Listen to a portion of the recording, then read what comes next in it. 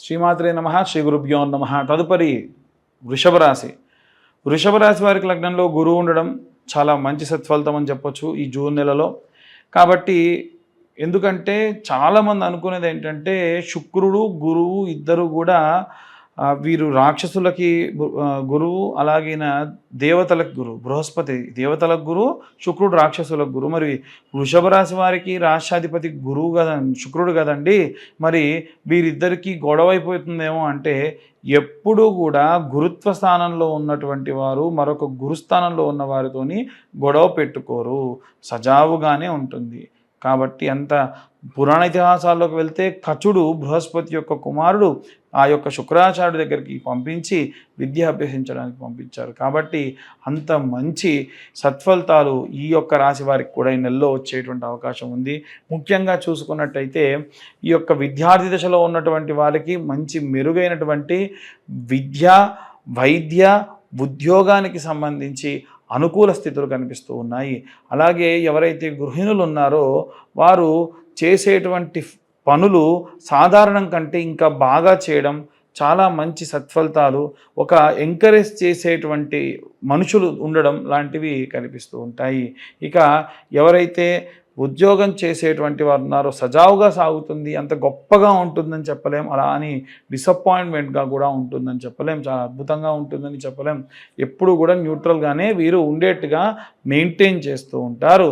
అలాగే ఎవరైతే వ్యాపారస్తులు ఉన్నారో వీరికి కూడా వ్యాపారానికి సంబంధించి అంత నష్టమైనటువంటి పరిస్థితులు అయితే ఉండవు. కనిపించడానికి నష్టంగా ఉంటుంది కానీ నో లాస్ నో ప్రాఫిట్గా నడుస్తూ ఉంటుంది. చాలామంది ఏమంటారంటే మంచి వ్యాపారంలో ఉన్నటువంటి వాళ్ళు నో లాస్ అన్నారు, బాగానే ఉందండి, నో ప్రాఫిట్ అంటే లాసే కదా అని అడుగుతూ ఉన్నారు. అలా ఆలోచిస్తే కాస్త లాస్ వచ్చేటువంటి అవకాశం కూడా కనిపిస్తుంది. అలాగే ఈ యొక్క వృషభ రాశి వారికి సంబంధించి ఎవరైతే వివాహం కాకుండా ఉన్నారో అబ్బాయిలు కానీ అమ్మాయిలు కానీ వారికి సంబంధించి పాశుపత హోమాలు ఉంటాయి.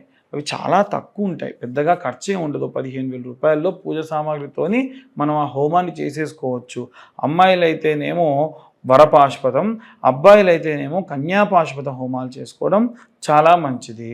అలాగే ఎవరైతే కోర్టు వ్యవహారాల్లో చిక్కుకొని ఇబ్బంది పడుతూ ఉన్నారో దయచేసి మీరు ఆ యొక్క కోర్టు వ్యవహారాలకు వెళ్ళేప్పుడు క్యాబేజీ వేరు అని దొరుకుతుంది.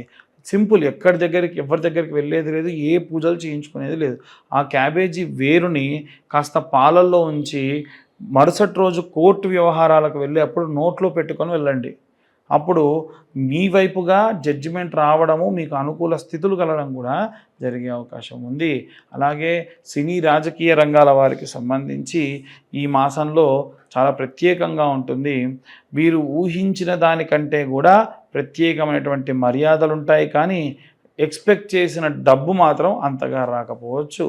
పరిస్థితులు, వాతావరణాలు అంతా కూడా అంత సానుకూలంగా అయితే వీరు ఎక్స్పెక్ట్ చేసినట్టుగా అయితే లేవు. అలాగే వృద్ధాప్యంలో ఉన్నటువంటి వాళ్ళు ఎవరైతే ఉన్నారో, పిల్లల దగ్గర లేకుండా ఉన్నారో వీరికి సాధారణంగా శుక్రగ్రహం ఉన్నప్పుడు కీళ్ళకు సంబంధించినటువంటి నొప్పులు బాగా ఉంటాయి. అంటే కీళ్ళ కానీ కీళ్ళ వాతం కానీ చేస్తారు. కాబట్టి ఆ పరంగా జాగ్రత్త వహించండి. అలాగే వీరంతా కూడా దీపారాధన చేసేటప్పుడు కొబ్బరి నూనె కాస్తంత ఆవు నెయ్యి కలిపి కొబ్బరి నూనెతోని దీపారాధన చేయడం మంచి సత్ఫలితాలు పొందుతారు. మళ్ళీ చెబుతున్నాను, ఎవరు కూడా మట్టి పాత్రలో ఈ యొక్క దీపారాధన చేయకూడదు. మట్టి పాత్రతో దీపారాధన చేస్తే మరుసటి రోజుకు పనికిరాదు. ఇంటి బయట మీరు దాన్ని వెలిగించి పూజ చేసుకోవడానికి తప్పుండదు. ఇలా ఈ రాశి వారికి సంబంధించి ఇంకెలాంటి రెమెడీస్ తీసుకోవాలి అనే విషయాన్ని ఇప్పుడు మనం తెలుసుకుందాం. మనం ఇప్పటి వరకు కూడా విద్యార్థులకి, అలాగే గృహిణులకి, అలాగే ఈ ఉద్యోగస్తులకి, వ్యాపారస్తులకు సంబంధించి ఎలా ఉండబోతుందనే విషయాన్ని తెలుసుకుందాం. ముఖ్యంగా జూన్ నెల మనకి ఎంతో విశేషమైనటువంటిది. జూన్ నెలలో జూన్ 1వ తారీఖు స్కంద షష్ఠి, అలాగే 3వ తారీఖు వచ్చేసి మనకు ధూమావతి అమ్మవారి యొక్క జయంతి, 6వ తారీఖు నిర్జల ఏకాదశి, దాంతోపాటుగా గాయత్రి మాత యొక్క జయంతి కూడా. కాబట్టి విశేషమైనటువంటి ఈ నెలలో మనము ఏ దేవతారాధన ఏ విధంగా చేసుకోవాలనే విషయాన్ని ఇప్పుడు చూసుకున్నట్టయితే ఇంట్లో ఉండేటువంటి గృహిణులు నెలంతా కూడా వీలైతే వారికి మెన్సెస్ ప్రాబ్లం ఉన్న రోజులు తప్ప మిగిలిన రోజులలో ధూమావతి అమ్మవారికి కానీ గాయత్రి మాతకి కానీ, అంటే మీరు గాయత్రి మంత్రం చదవాలని కాదు కానీ అలా అమ్మవారికి సంబంధించి శ్లోకం ఉంటుంది. ఆ గాయత్రి మాత యొక్క శ్లోకాన్ని చదువుకున్న విశేషమైనటువంటి సత్ఫలితాలు పొందుతారు. అలాగే ఈ రాశిలో ఉన్నటువంటి వారనే కాకుండా 12 రాశుల వారు కూడా ఇంట్లో ఒకరికి ఇబ్బంది ఉంటే మిగిలిన వారికి కూడా ఇబ్బందే. కనుక మనం చూసుకున్నట్టయితే ఈ 12 రాశులలో కూడా అర్ధాష్టమ శని దోష ప్రభావం వలన మిథున రాశి వారు, అష్టమ శని దోషం వలన తులారాశి వారు, అలాగే ఏలిన నాటి శని ప్రభావం వలన ఉన్నటువంటి మకర, కుంభ, మీన ఇప్పుడు వచ్చేటువంటి రోజులలో మేషరాశి వారికి ఇబ్బంది ఉంది. అంటే ఉన్న 12 రాశులలో 6 రాశుల వారికి కూడా ఈ యొక్క శనిగ్రహం వలన వచ్చేటువంటి కాస్త ఇబ్బందులు ఉన్నాయి. కనుక వచ్చేటువంటి ప్రతి ఒక్క శనికి సంబంధించిన రోజుని కూడా పురస్కరించుకొని విశేషమైనటువంటి పూజా జాగ్రత్తలు చేసుకోవడం మంచిది. ఈ నెల ప్రారంభానికంటే ముందే మనకు అమావాస్య అంటే వైశాఖ అమావాస్య నాడు విశేషంగా శని జయంతి ఉంది. ఆ రోజున తిల తైల అభిషేకములు కూడా ఆచరించడం ఎంతో ఎంతో శ్రేష్టము.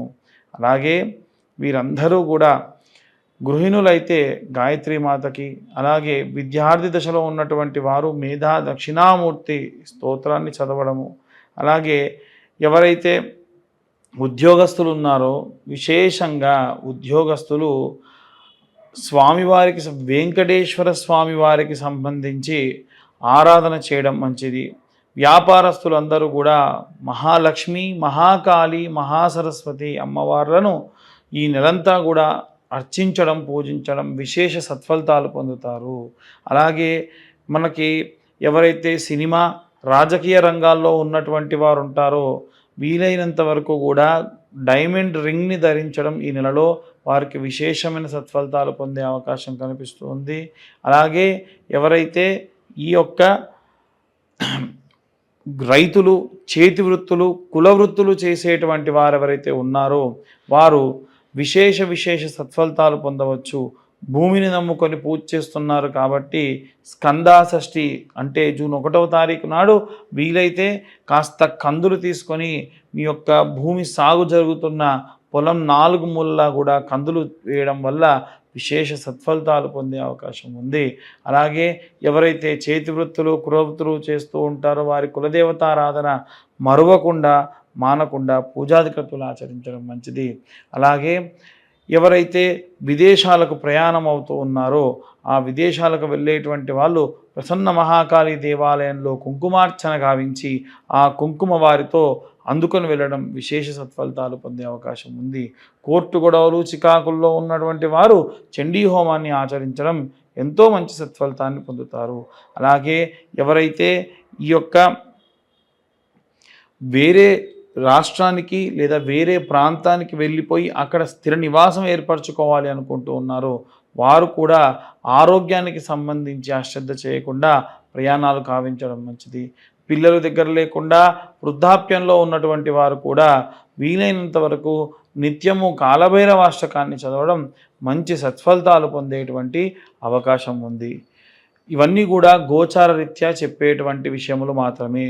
పూర్తిగా మీ జాతకం విశ్లేషణతో మీకు తెలుసుకోవాలి అనుకుంటే మీ పేరు, date of birth, time, place కింద ఉన్న నెంబర్కి వాట్సాప్ చేయండి.